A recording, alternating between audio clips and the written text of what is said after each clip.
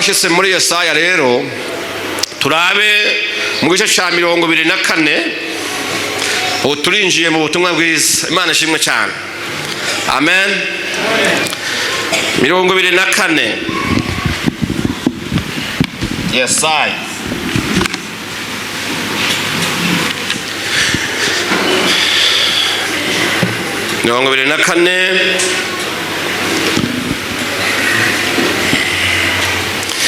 umurongo wa 5 turasoma no 19 no 20.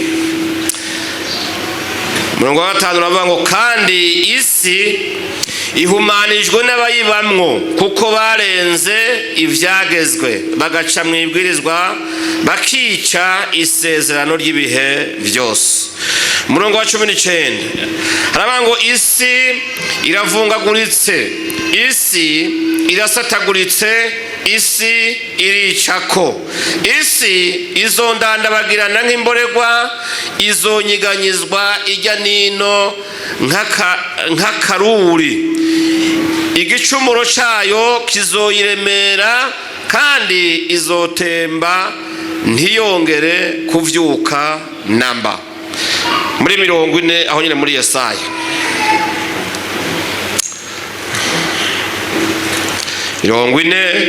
umurongo wa 3 n'uwa 4 havuga ngo ijwi ry'uwusemerera ati nimutegure inzira y'uhoraho mu bugaragwa, musenere Imana yacu inzira yagutse mu bugaragwa.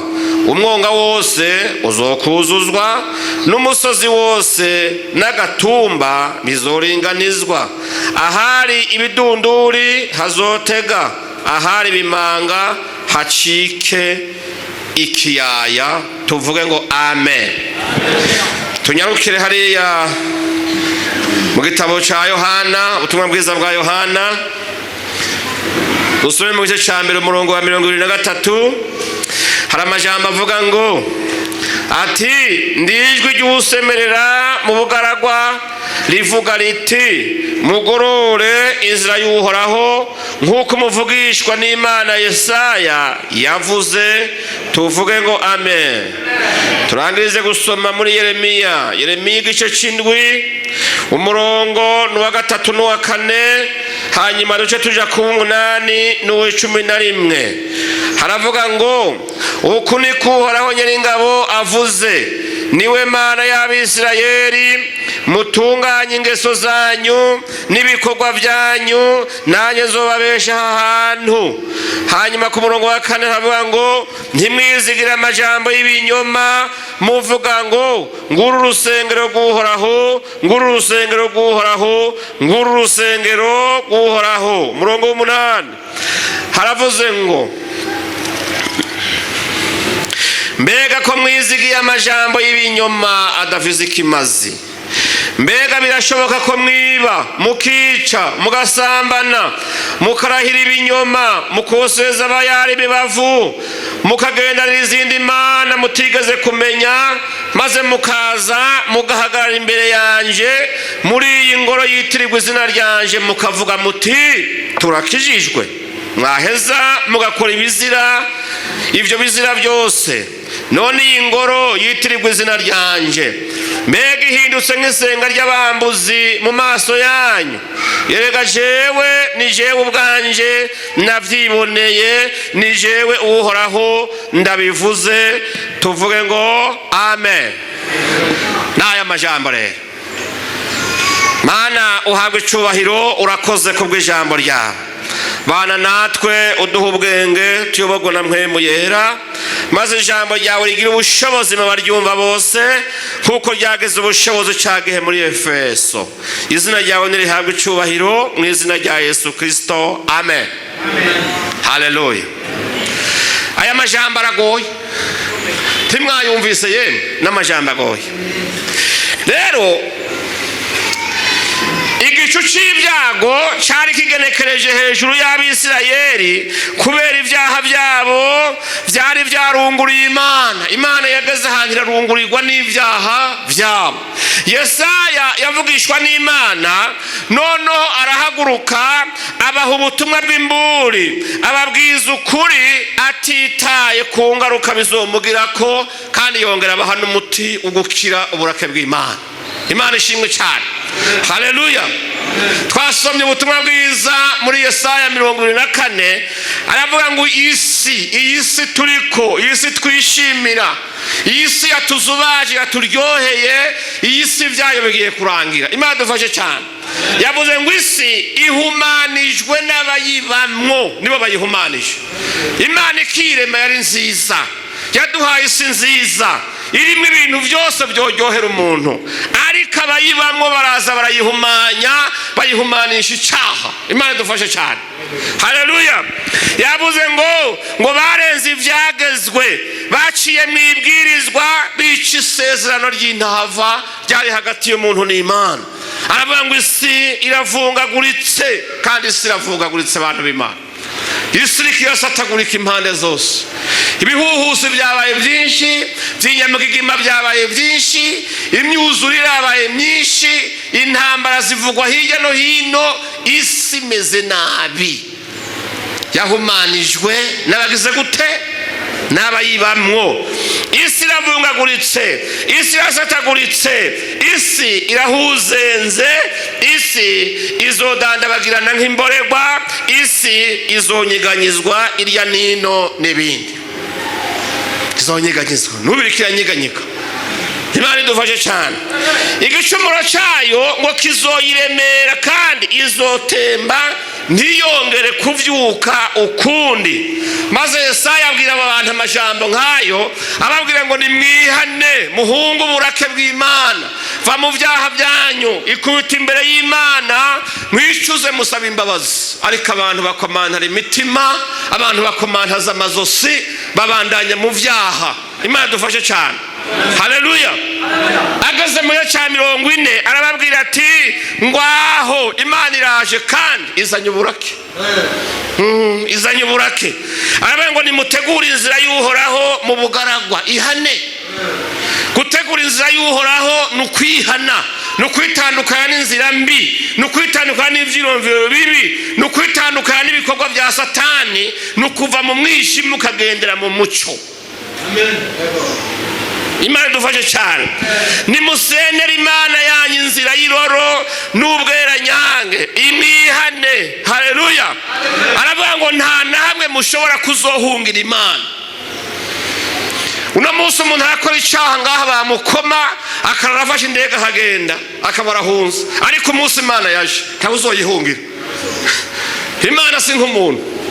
Bogukoma muri karitsiye ngaho ukanyika, ukaduga ruguru bakakubura, cyangwa ugahindura telefone bagutelefone bakakubura. Ariko umunsi Imana yaje, ntaho uzohungira amaso y'Imana. Bibiliya yabitomoye neza. Abibaza ngo bazohungira mu myonga, oya, ngo uwo munsi imyonga yose izokuzuzwa. Niwahungire uzosoma nturi, amazi akurungike hejuru n'ubundi urerembe, Imana ikufata uti igihano cy'ivyaha ngicura kirose. Uzohungira. Uzohunguja. Ngo umusozi wose n'uturambi ngo bizoringanizwa birehe. Cyo kuja kuvuga ngo uzoduguje kwinyegeza mu misozi nta izoba ikihari. Yose zoyimanura irehe. Abantu bose bakubone, Imana igukubite babone. Imana dufashe cyane. Ngo hari udutumba hazotega, n'uduhogoro tuzocika ibiyaya. Bibiliya bivuga mu mvugo y'imigani y'ingereranyo, ariko abagomba kuvuga ngo umunyabyaha nta handi hantu hazohungira Imana uretse agize ubwenge bwo kuyihungira ko gusa. Ubuhungiro bwize bwo guhunga Imana no kuyihungira ko. Aho uyihungiye ko wifashe. Imana dufashe cyane. Yohana Umubatizi n'ubu aherutse kubivuga.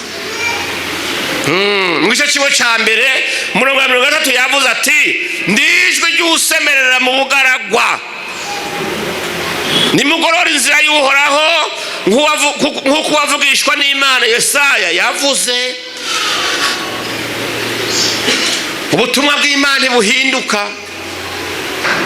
Uko yavuga ejo ni kuvuga uyu munsi, uko yanka ibyaha ejo ni kwivyanka n'uyu munsi, uko yababazwa n'abantu bayiva ko niko n'ubibabara.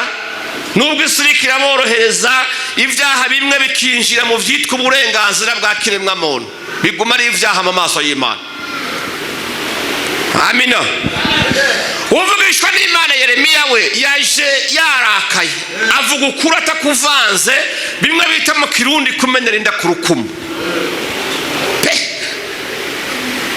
Aravuga ngo nikuhoranye n'ingabagize mutunganye ingeso zayo, itabiya zayo. Ingeso, umukristo afise ingeso agomba kugira zitandukanye n'uwundi ataramenya Imana w'umupagani. Umukristo ntakwiye kubesha, umukristo ntakwiye kugira ibintu by'ibitera soni bagende gusa ku musozi. Hoya, umukristo ntagomba kuba mu macakubiri yaba y'amoko yaba y'amadini. Umukristo akwiye kwama ahengamiye mu ruhande gukuri. Umukristo agomba kwama yuzuye urukundo, yama yuzuye imbabazi, anyotewe, afise inzara n'inyota byo kugororoka. Iyo niyo ntambara Rwana yonyene. Imana ishimwe cyane. Haleluya. Yeremiya ngo ntimwizigira amajambo y'ibinyoma. Una munsi ubutumwa bwiza bwagize icyago, buzamwe ubuyobe bw'abavugishwa b'ibinyoma, kandi abantu barabakunda, abantu barabakurikira. Yeremiya aravuga ati ntibishoboka nubwo bobabesha ko mwovuga ngo murakijijwe ingeso zanyu zikimeza uko. Aravuga ngo mbega byoshoboka gute? Koma ko mwiba mukica mugasambana mukarahira ibinyoma mugashikanira ibigirwamana, maze mwamara mukaza ngo muri iyi ngoro yitirirwa izina ryanje mukavuga ngo murakijijwe. Habiweze kandi apana. Imana ishimwe cyane. Tibyoshoboka. Bishoboka gute? Niko ijambo ry'Imana ryavuze ko umuntu yoba umwicanyi, akaba umusambanyi, umuntu akabesha, umuntu akagendera mu bapfumu, akagenda n'inzara n'imizi y'ibiti mu mufuko, ibiheko, umuntu akaja gusura ibinyoma, akagira ubwako bwa mwene se, yamara kuza kwinjira akavuga ngo numurokore ngo arakijijwe. Wawapi? Heka uri umunyavyaha winyegeje mu nzu y'Imana. Imana idufashe cyane. Haleluya. Ubu nibwo butumwa isi ishaka, nibwo ikeneye. Ari ikibabaje si benshi twobuvuga. Hoya si benshi, ariko Imana ishaka ubutumwa bw'abakene mu mitima, abantu bakeneye kugororoka, kubona isi igira ingeso zihimbara Imana. Paulo yandikiye Timoteyo ati mu minsi ya nyuma abantu bazokwiziba amatwi banga kumva ukuri kw'ijambo ry'Imana. Abantu benshi ukuri ntako bashaka, ariko nagira ndababwira nubwo kinine ibishe niwo muti wa malaria. Imana idufashe cyane. Haleluya. Isi iragomba kubwirwa ukuri. Abantu benshi barakuvuga ukuri kubwo gutinya gutakaza inshuti, gutakaza abagenzi, kubera turi mu gihe abakozi b'Imana bari mu bandi bashaka amashi. Twebwe ntitwahamagara gukomerwa amashi. Intumwa zatwitangiye imbere nta nimwe yakomewe amashi, zatewe amabuye, zibambwa zicuramye, abandi bamanirwa ku minara, abandi batekwa mu ngunguru z'amavuta, abandi baracanwa mu matanure, bariko bahagarara ukuri kw'ijambo ry'Imana. Abenshi mutinya ukuri kubera mwanka gupfa, ariko murahumba n'ubundi muzopfa kandi mupfe nabi. Ijuru ritabazi, abamarayika mu ijuru bataririmba bavuga ngo intwari iratashe, ugenda uri kimaramara, washimye kubeshera Imana no kuja mu bayituka. Imana idufashe. Benshi bariko banka ukuri kuba ari igiturire cyo mu isi. Isi irikiragura abakozi b'Imana. mubimenye, kugira bemeze ko homosexuality atangorana, ko umugabo yokwabira uwundi mugabo bariko barayarya, ariko barya umuvumo.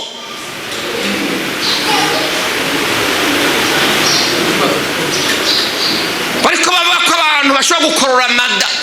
Amashirahamwe yaravutse afasha abantu basambanye gukorora amada.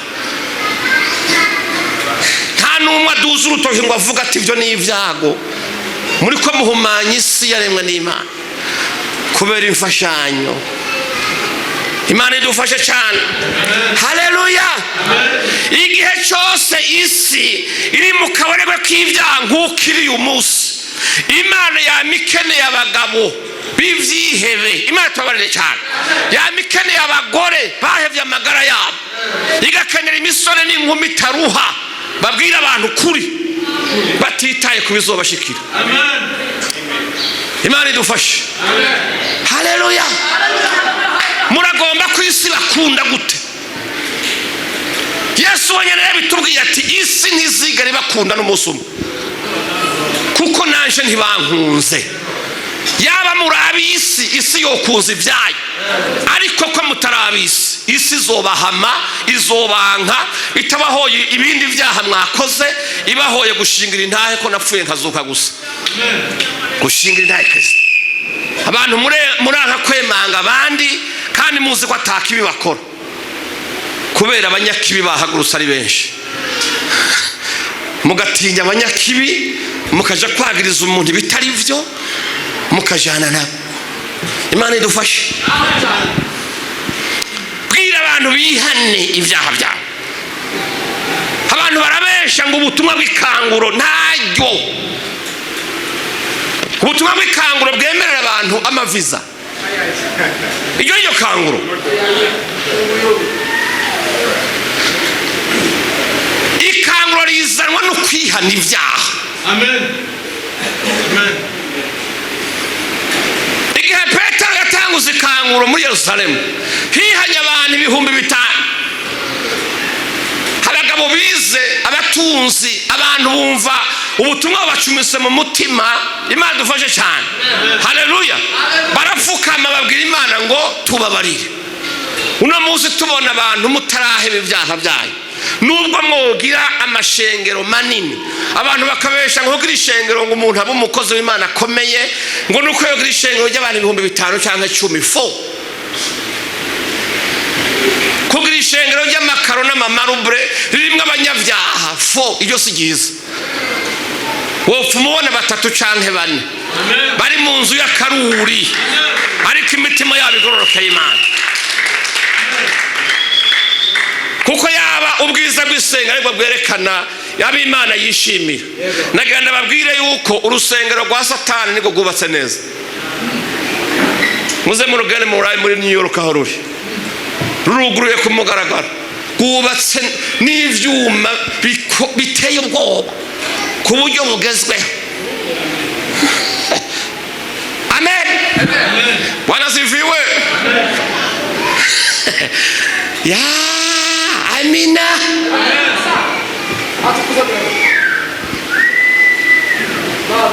Ikinyoma cyarigishijwe abantu bakijako, bakagotomera ibirohe bibaza ngo bariko bagotomera ubuzima, amazi y'ubugingo, naho bariko bagotomera ibirohe, bikabagwaza indwara z'inzoka n'amatifoyite yo mu mpemu.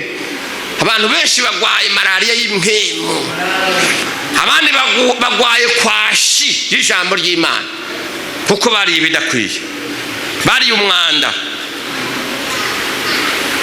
Imana dufashe cyane. Tuzohamwa. Idini rya Antikristo ririko rirakora, ryegeranya abanyabwenge bazovuga bazi guhindura ikinyoma hagira ukuri, ariko Imana iribikiye abantu. Haleluya.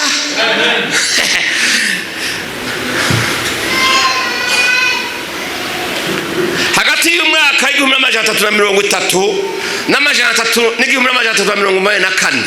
umugabo yitwa John Wycliffe yarahagurutse anegura inyigisho z'idini ry'Abaroma ku mugaragaro. Cyarazira kuko bari bakomeye, ariko kubwo guhatwa na mpemu Yesu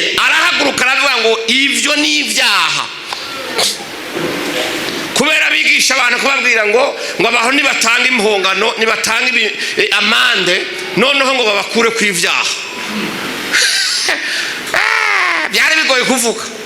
John Wycliffe arahaguruka aravuga ngo ibyaha ntibirihigwa, ibyaha nibyihanwe. Icyakara aravuga ngo nta ntumwa n'imwe iriho ifise ububasha busumba ubutumwa cyangwa wayitumye. Tawe Imana idufashe cyane. Aravuga ngo kandi umuntu wese afise uburenganzira bwo kwisomera Bibiliya. Icyo gihe cyarazira ko abantu bakora kuri Bibiliya kandi ari ijambo ry'Imana, ari wo mutsima w'ubugingo. Bibiliya niyo tari muri kiri umuntu kugira ngo ntazimire ntasitare. Niko Dawidi yavuze ngo ijambo ry'Imana ngo nitara rimurikira ibirenge byanje.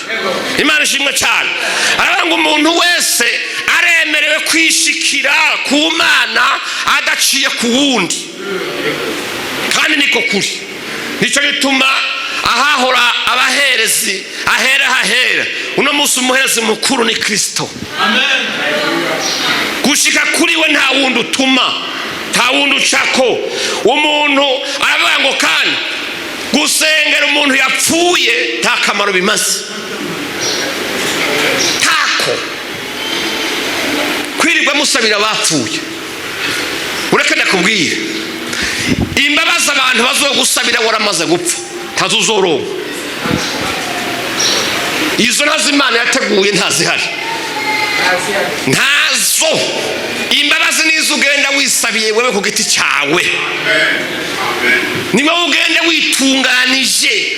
Abapfuye bose nta mahirwe bafise, bazozukira gucirirwa urubanza, kandi bazocirirwa urubanza y'ibyo bakoze bakiri ino.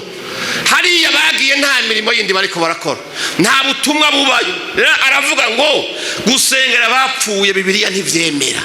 Uyu mugabo barahaguruka baramugwanya. Haleluya, Imana ishimwe cyane. Abakuru b'idini y'Abaroma baramutoteza. Itariki 31 z'ukwezi kwa 12 muri 1384 baramwica.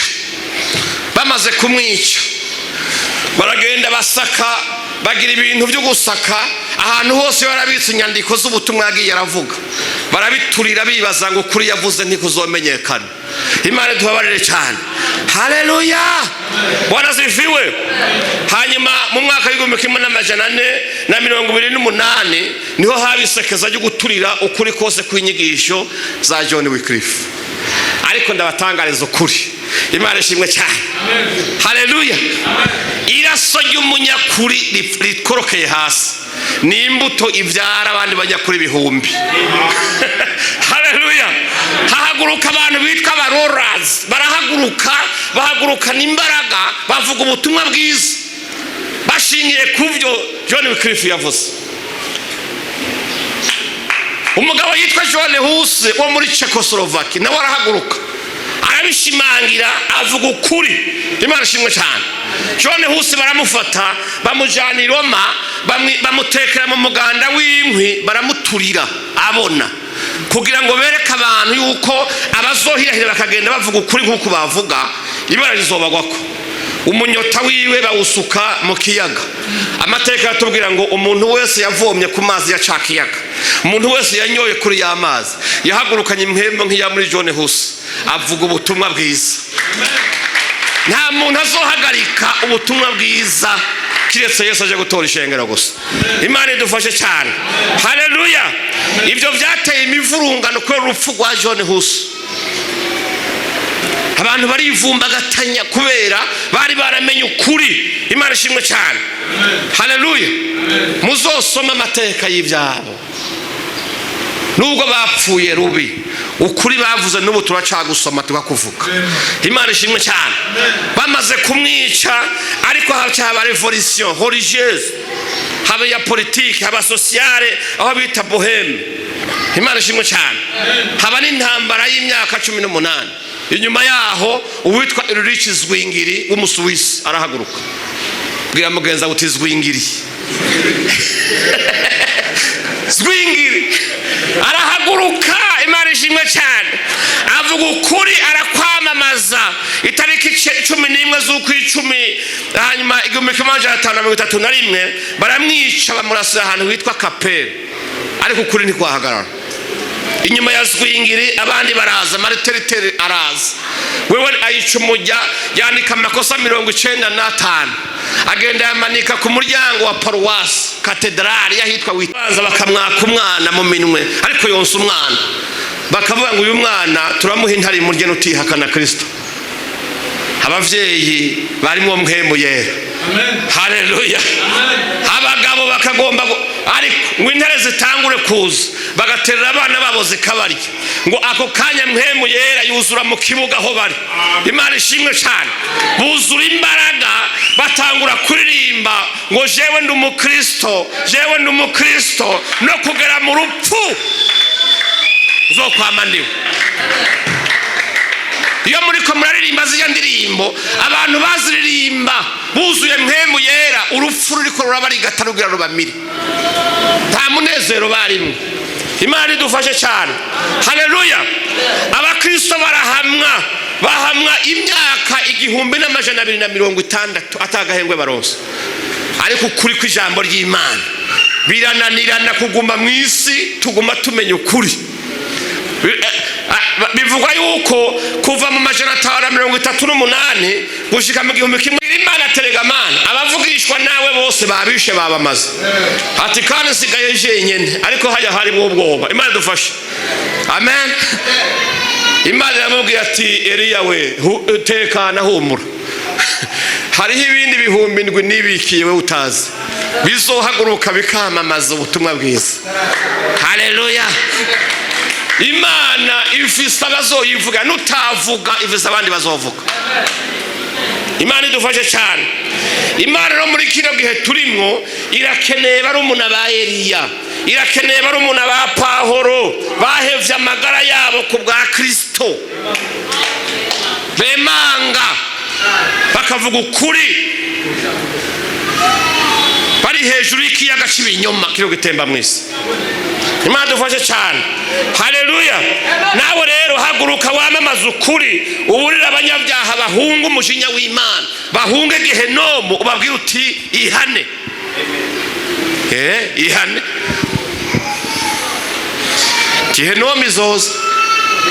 Imana dufashe cyane. Inyigisho z'ubuyobe ziyogoje isi yose yaborewe urudubi rw'ibinyoma. Imana idufashe. Haleluya. Sekibi n'ibihweba vyiwe byateje isi uruhumyi, abantu birirwa inyuma y'abitwa abakozi b'Imana ngo bahawe ubushobozi, ariko ubushobozi baje kuburaba ugasanga n'ubushobozi bwo kubatura hasi gusa. Abantu bakirirwa baridunda hasi ngo bahuye n'abafise ubushobozi. Umuntu akidunda ari umusambanyi, yava hasi yataha n'ubundi agasambana, mwe ngo asengera ahantu ngo hari ubushobozi. Ubushobozi budatuma umuntu yumva ko ari umunyavyaha ngo yihane, ubwo bushobozi n'ubu.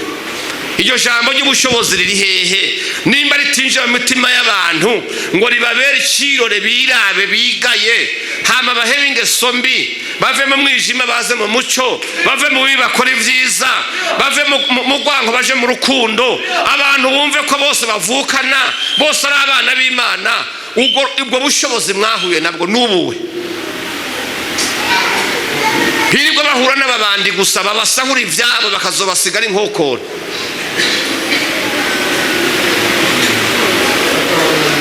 Tumaze twumva abagore bamwe, kandi mwe nizo nyigisho rero kenshi zikunda kujana abagore. Burya ibigabo ntiduhendwa byoroshe.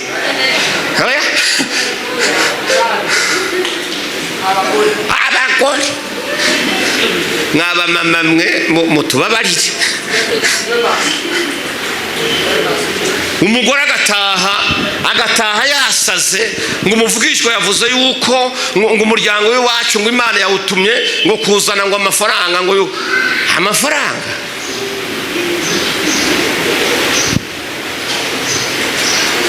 Iyo Mana ituma umugore w'umuntu kubwira umugabo ko atanga umushahara wose mu rusengero n'Imana yawe. Iyo Mana ntizi ko muzorya, ntizi ko ikeneye ko abana biga, ntimuzoriha amazu y'abandi.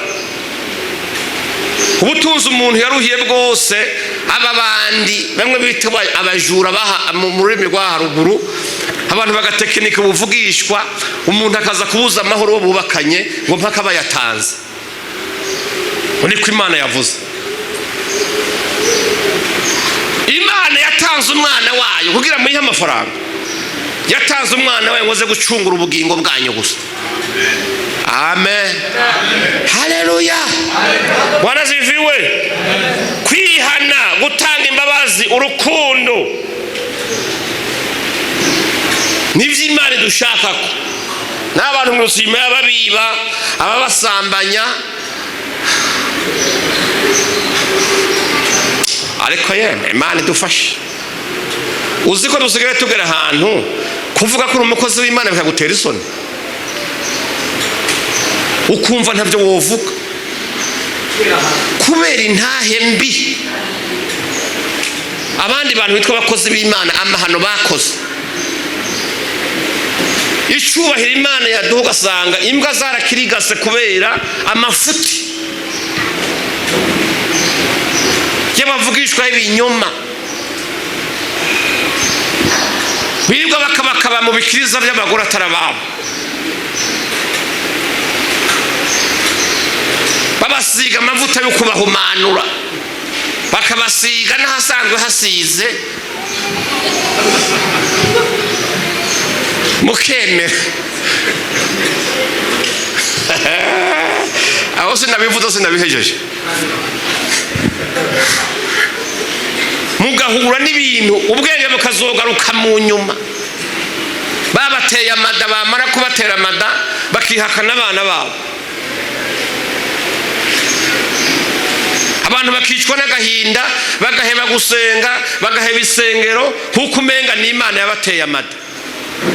Imana ko yavuze ati mwuzure ijambo ry'Imana ribaremwo rigwiriye kandi ryuzuye n'ubwenge.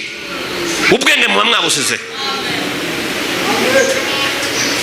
Ivy'imhemu tubisuzumisha ibindi vy'imhemu.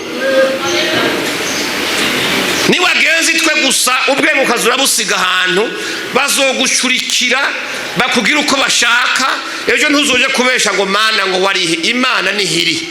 Mugabo yaguhaye ubwenge, irakubwira ati nutagira n'ubukwiye pfuka mu bunsabe ndaguha ubundi. Ni bangahe mupfuka bamusaba ubwenge Imana? Bangahe? Benshi basaba amapromotion, abandi basaba ubutunzi, abandi basaba ko inzira yoboneka bakaja muri Amerika. Nivyo barimwo, ariko isirikira bacangacanga gusaba ubwenge byabananiye. Imana idufashe. Haleluya. Bwana zifiwe. Paulo yandikira Abafilipi 3:18-19 aravuga ngo benshi bagenda ukundi, abo nababwiye kenshi nanone ndabibabwira ndira, kuko ari abansi b'umusaraba wa Kristo. Aravuga ngo iherezo ryabo ni uguhona, Imana yabo ninda, birata ibiteye isoni. Imana yabo ni iki? Ariko bafise Imana mbiba. Inda ikaba Imana yawe. Ubu ufise Imana mbi kabisa. Siko Bibiliya ivuze ngo Imana yabo ninda. Ninda. Birata ibiteye isoni. Abantu baraje ahantu ugasanga bariko birata imiduga myiza baguze, ibiretaje bubatse, ko bamana visa baja kuvuga ubutumwa hanze. Mugabo ugasanga vya vyirato vyabo amafaranga yavyubatse, amafaranga kuri ibyo bariko barirata yaragenewe gufasha imfuvyi n'abapfakazi, barayarya. None bariko barirata ngo barakomeye. Ibyo nivyo Imana ivuga ngo birata ibiteye isoni. Ivy'isi nivyo bababaye. Yesu arabivuga muri Matayo 23:6 gashikana ku 12 arabitomora neza. Mwene abikizo bakwereka kenshi ngo bakunda ivyicaro vy'imbere iyo batumiwe. Ivyicaro kumenyekana. batamwicaritse imbere akumva arakomeretse.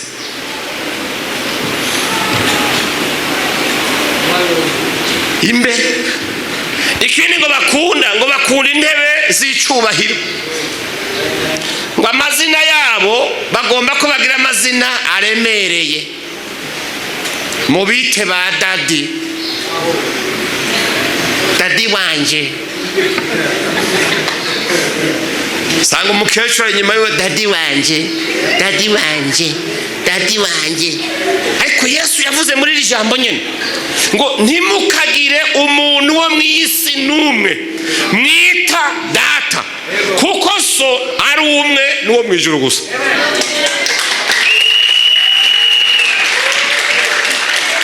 Ngaho vyanditse Yesu yavuze ngo ntihagire umuntu n'umwe wo mw'isi mwita papa, mwita data, kuko so wo mw'ijuru niwe so wenyine mufise. Kandi harirwa bahobeza inyuma y'abantu dadi wanje. Umuntu azobinyita ndababwiye, ntimuzopime n'umunsi wari shendi dadi wawe gute.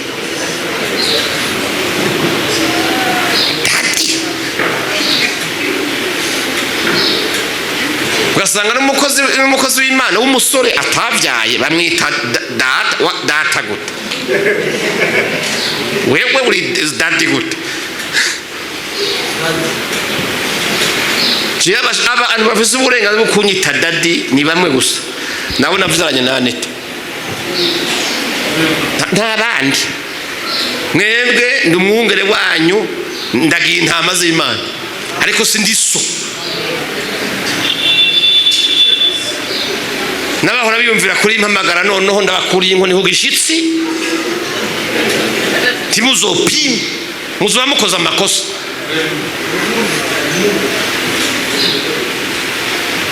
Yavuze ngo ntimugire umuntu n'umwe wo mw'isi mwita data. Imana idufashe, kuko so ari umwe n'uwo mw'ijuru wenyine. Imana mubo yahamagaye irakeneremo rero ivyihebe vyemanga kuvuga ubutumwa bwiza. Keneye ivyihebe bihangara n'isi bikayibwiza ukuri biraba mu maso. Ibikabyo vy'isi abantu ntibabitinye. Imana ishimwe cyane. Haleluya. Abantu bakavuga ukuri batitaye ku ngaruka bizobagirako. Nubwo hoba kwicwa bazosigara bavuga ati baramwishe mugihe yaseze avuze. Imana idufashe cyane. Haleluya. Imana ikeneye abantu buzura ishaka, bagomba kuvuga ukuri, bagashingira intahe Kristo mw'isi kiragomba kwanka iryo zina. Izina rya Yesu bagomba kujyanga, ariko tituzokwemera ko Imana yacu tukwa tukiri. Imana ishimwe cyane. Haleluya. Imana irakeneye abagabo nka ba Silasi na ba Yuda na ba Pawulo. Pawulo igihe aje Yerusalemu uvugishwa n'Imana yitwa Agabo. Muramwibuka Agabo? Mwemwe Imana mubwira ati Pawulo, hariya ahantu ugiye hareke, kubera ivy'Imana iri kiranyereka. Mwemwe yevye iri kiranyereka, hariya ahantu bazokugirira nabi. Pawulo yagiye yabizi, aravuga ati mugabe ikindi mwo nanje ukuri mfise, naho noba nzi ko nshika banyica sico mbuza kujayo, ndaje kuvuga ubutumwa bwiza. Arahaguruka aragenda. Noneho usomye mu vyakozwe n'intumwa 15, Imana ishimwe cyane, ku murongo wa 26 niho dusanga abagabo b'ivyiheberero bagiye gutanga ramfo, ngo ba Pawulo bamaze gushikaho na Baranaba ngo bavuga ubutumwa bwiza, noneho imigumuko iraba muri Efeso. Abapfumu, abarozi n'abandi bantu b'abanyamareba ngo bagira imigumuko yo kurwanya Pawulo kubera amajambo yazanye, ariko ahumura impumyi, ariko yereka abantu kuri, abantu bagaheba ibiheko, abantu bagaheba inzira z'ibinyoma, bakamenya Imana y'ukuri. Abantu baravuga ngo iri jambo inyungu zacu zirabangamiwe, tugomba kugira ibishoboka byose uyu muntu agaceceka. Noneho ngo bumva amakuru abari Yerusalemu, baravuga ngo Pawulo na Baranaba hariya bariko bahangana bonyene, kandi bahangana n'abantu benshi bahagurukanye ibinyoma, bashizemo n'amafaranga, ngo bakagumura abandi bantu bakabafasha. Ngo barasenga, Imana ishimwe cyane. Bamaze gusenga ngo Mpwemu Yera ngo abatoreramwe abantu ngo biyemeje guheba amagara yabo ku bwa Kristo. Atora ivyihebe bibiri, uwitwa Yuda n'uwitwa Silasi. Yuda na Silasi baja muri misiyo yo gutanga ramfo mu rubuga rw'intambara, aho kuri n'ikinyoma biriko biragwana, kandi bagenda bazi yuko bene wabo bagiye imbere basugerejwe.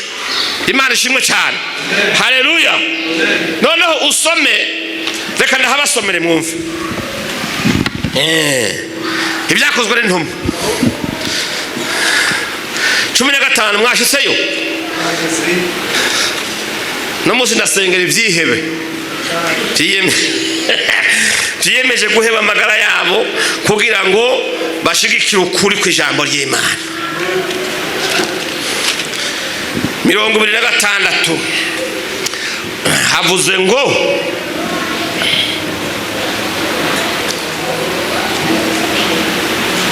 umviriza duhere kuwa 24 noneho havuga ngo kuko twumvise yuko bamwe bavuye muri twebwe babahagarikishije imitima amajambo, bakabatera ubwoba kandi tutabibategetse. Duhuje umutima n'inama, dushimye gutoranya abo bantu no kubatumana kuri mwebwe n'abo dukunda, Baranaba na Pawulo, abantu bahevye amagara yabo kubw'izina ry'umwami wacu Yesu Kristo. Nuko abo dutoye ni Yuda na Silasi, nabo ubwabo bazobabarira mu majambo ibisanire. Abo batoye ni Yuda na Silasi, bahevye amagara yabo ku bwa Kristo Yesu. Imana idufashe. Haleluya. Haleluya. Bwana sifiwe. Abantu batowe ngo bahevye amagara yabo, ivyihebe vyihevye bija kuvuga ubutumwa bwiza butavanze bwuzuye ukuri. Uno munsi yuzuyemwo, isi yuzuyemwo inyigisho z'ibinyoma, kandi ziriko ziduga mu bushobozi bwinshi bw'amafaranga no kwamamara. Abantu benshi basigaye batinya kuvuga ukuri, ngo reka mama wanje ngo uwundi azobivuga. Ariko Imana yatoranije wewe yuko ugomba kuvuga ubutumwa bwiza. Haleluya. Tugomba guhaguruka ubutumwa bw'umusaraba bukongera bukavugwa. Tugomba guhaguruka ubutumwa bw'amaraso ya Yesu Kristo bukongera bukavugwa.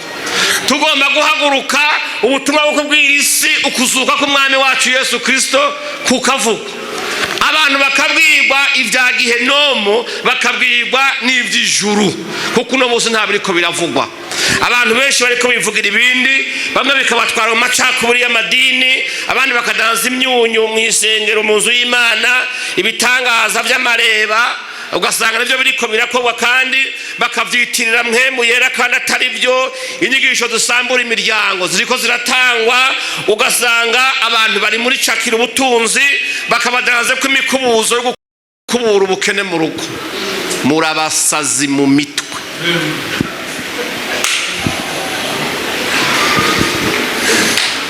Umuntu akira mu mukubuzo mu rugo, ari ukakubura, sohoka waba ukenewe mu izina rya Yesu, ndagukubuye genda mu izina rya Yesu. Abantu bakirirwa ngo numukubuzo ngo ibitangaza baguze, ngo ku Apotre canke kumuvugishwa ngo igitangaza ngo amavuta yasizwe iki? Ko yasizwe umwanda w'ibinyoma gusa. Ubu abantu benshi bariko bagurisha ubuhiri bwabaje ngo bwasengewe ngo ubuhiri ngo nka bwabundi ngo Dawidi ngo yarafise ngo igihe abantu bakirirwa barakubita imisozi ngo ariko bakubita shetani ngo bamubarangiye ngo hanaha abantu bagahurirayo n'imihini abandi ubuhiri ngo bagiye gukubita shetani bakirirwa baromagura imisozi ngo ni shetani. Ariko ubupfu buzokira haguruka abantu Imana mubwira abantu kuri ku ijambo ry'Imana. Imana ishimwe cyane. Amen. Ubukene bwirukanwa nuko wakubuye mu nzu.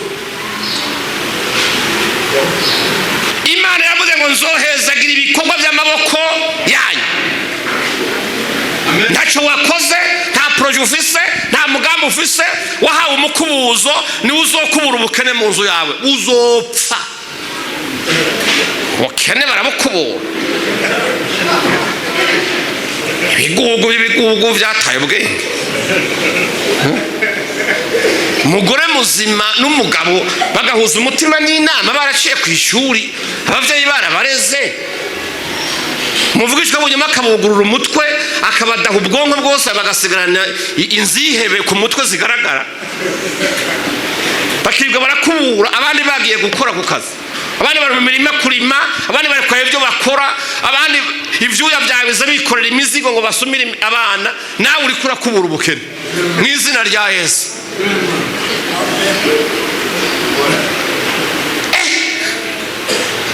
Kugiye kwiyoga amazi y'umugisha wahe hano biranwe bibido bagiye kugura amazi ngo nayo umugisha. Umugisha uzurana mu nzira imwe yonyine, ni mu bikorwa by'izi ntoki ze. Gira ishaka uvyuke kare, nimba udavuze ibyo ukora iwawe jya gusaba akazi.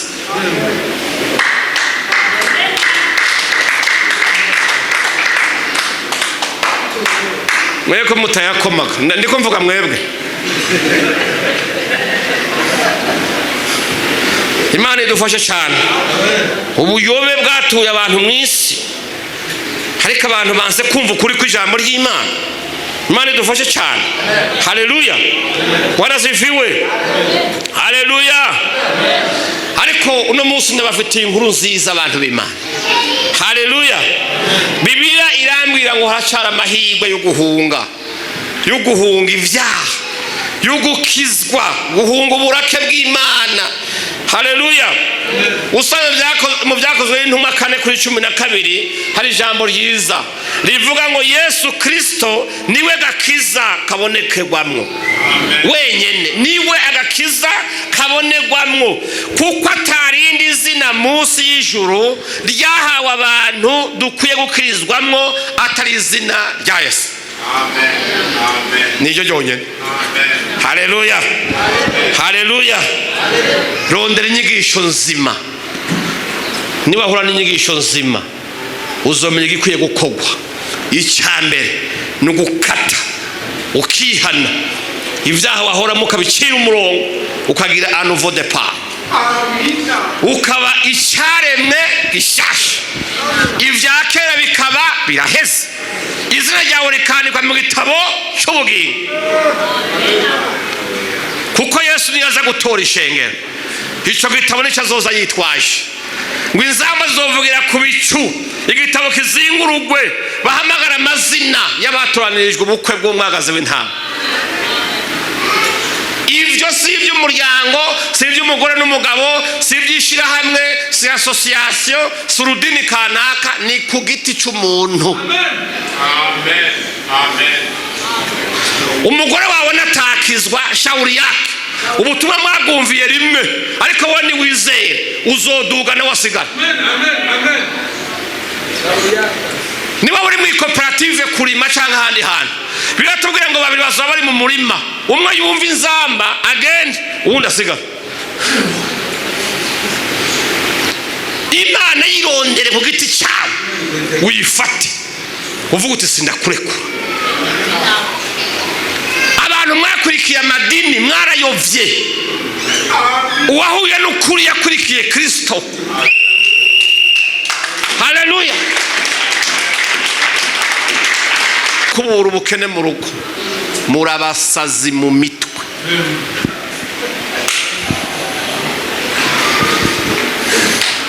umuntu akira mu mukubuzo mu rugo ari ukakubura, sohoka waba ukenewe mu izina rya Yesu, ndagukubuye genda mu izina rya Yesu. Abantu bakirirwa ngo numukubuzo ngo ibitangaza baguze ngo ku Apotre cyangwa ku muvugishwa ngo igitangaza ngo amavuta yasizwe iki ko yasizwe umwanda w'ibinyoma gusa. Ubu abantu benshi bariko bagurisha ubuhiri bwabajwe ngo bwasengewe ngo ubuhiri ngo nka bwabundi ngo Dawidi ngo yarafise ngo igihe abantu bakirirwa barakubita imisozi ngo ariko bakubita shetani ngo bamubarangiye ngo hanaha abantu bagahurirayo n'imihini abandi ubuhiri ngo bagiye gukubita shetani, bakirirwa baromagura imisozi ngo ni shetani. Ariko ubupfu buzokira. Haguruka abantu b'Imana mubwira abantu kuri ku ijambo ry'Imana. Imana ishimwe cyane. Amen. Ubukene bwirukanwa nuko wakubuye mu nzu. Imana yavuze ngo nzohezagira ibikorwa by'amaboko yanyu. Ntacyo wakoze, nta projet ufise, nta mugambi ufise, wahawe umukubuzo ni uzokubura ubukene mu nzu yawe, uzopfa. Ubukene barabukubura. Ibigugu byataye ubwenge. Umugore muzima n'umugabo bagahuza umutima n'inama baraciye ku ishuri, abavyeyi barabareze. Muvugishwa bunyuma akabugurura umutwe akabadaha ubwonko bwose bagasigarana inzihebe ku mutwe zigaragara. Bakirwa barakubura, abandi bagiye gukora ku kazi, abandi bari mu mirima kurima, abandi bari kwa ibyo bakora, abandi ivyuya byabize bikorera imizigo ngo basumire abana. Nawe uri kurakubura ubukene mu izina rya Yesu.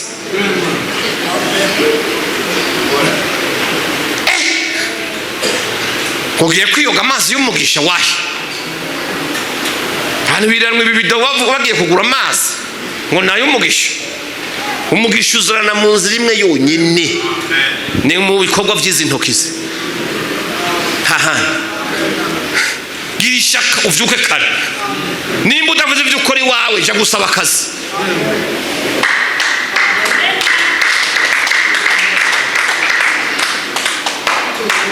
Mweko mutayakomaga ndiko mvuga mwebwe.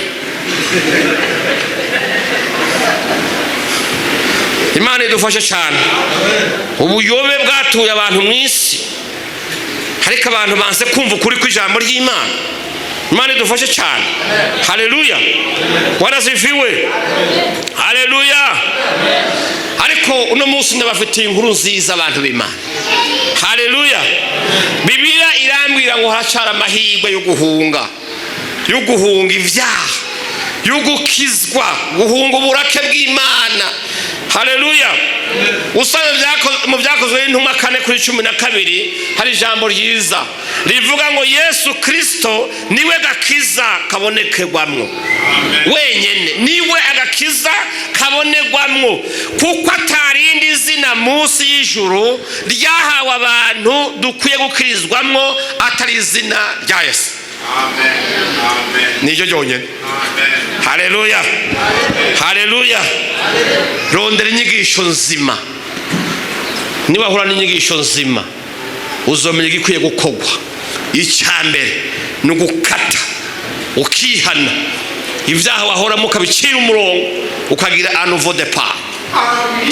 Ukaba icyaremwe gishasha, ibya kera bikaba biraheze, izina ryawe rikandikwa mu gitabo cy'ubugingo. Kuko Yesu niyaza gutora ishengero, icyo gitabo nicyo azoza yitwaje ngo inzamba zizovugira ku bicu, igitabo kizingurugwe, bahamagara amazina y'abatoranirijwe ubukwe bw'umwagazi w'intama. Ibyo si iby'umuryango, si iby'umugore n'umugabo, si iby'ishyirahamwe, si association, si urudini kanaka, ni ku giti cy'umuntu. Amen. Amen. Umugore wawe natakizwa shawuri yake, ubutumwa mwagumviye rimwe, ariko wowe ni wizeye uzoduga na wasigara. Amen. Amen. Amen.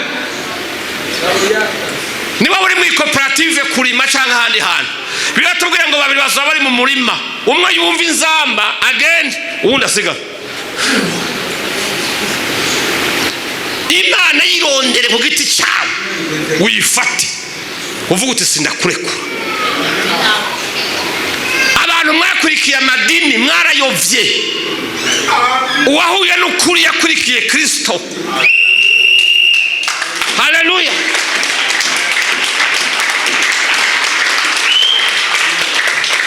Abantu muganizo ngo twengo turabo kwanaka, ukumva bavuze izina ry'umugabo araho.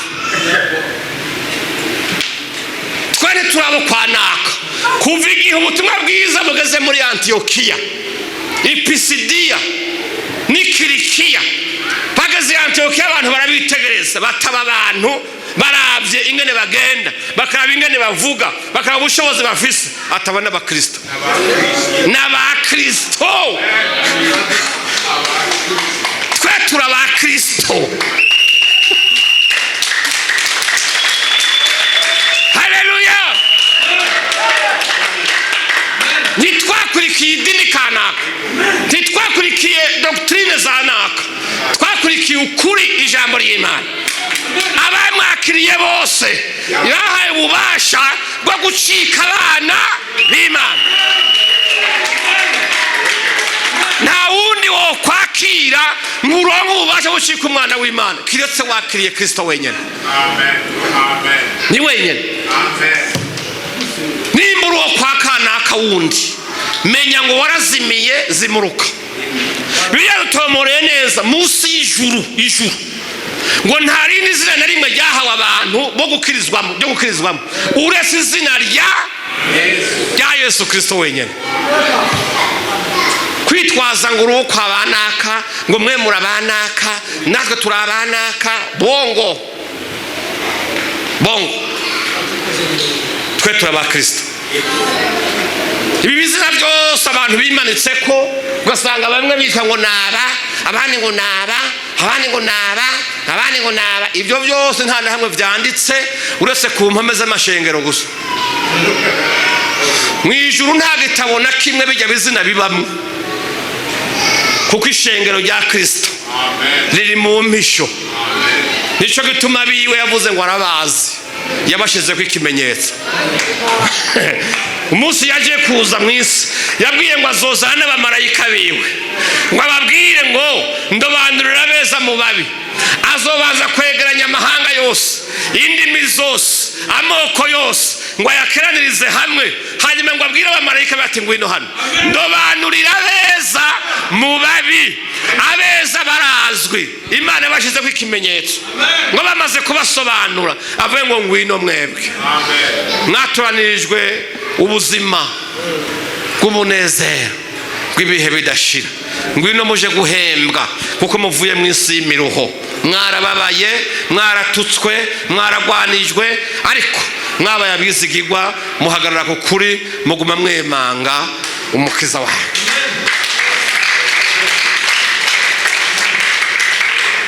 Abasigaye nta yindi nzira bazofata ngo bazobabwira ati koridoro janiye ibashikane muri Gehenomu, mu kinogo cyaka umuriro n'amazuku. Muzobabazwa ubuzima bwanyu bwose ibihe bidashira, musekanya amenyo, muribwa n'inyo ziturira, mugere mubane na sobuja Sekibi ari we Satani, kuko ari we mwakoreye. Abanyamadini bazoba barimwo mu batonze baje kwa Satani, kandi benshi mwarabakurikiye muzojana nabo. Amen. Mu gice cy'indwi muri Matayo barabivuga neza ngo abatoranijwe tumaze kwinjira neza. Haleluya. Ngo bazokugara umuryango wugagwe. Haleluya. Muri bamwe basigara inyuma hazaba hasigayemwe muri babandi bakora ibyaha, bakajana amadini yabo, bakironderera intama zivyibushe, bakazirya ibinure, abandi bakazimongora ubwoya, bagaprofita ukutumva no kudatahura kwa bamwe, bakabatungira ko bababesha ngo hahiriwe aboro.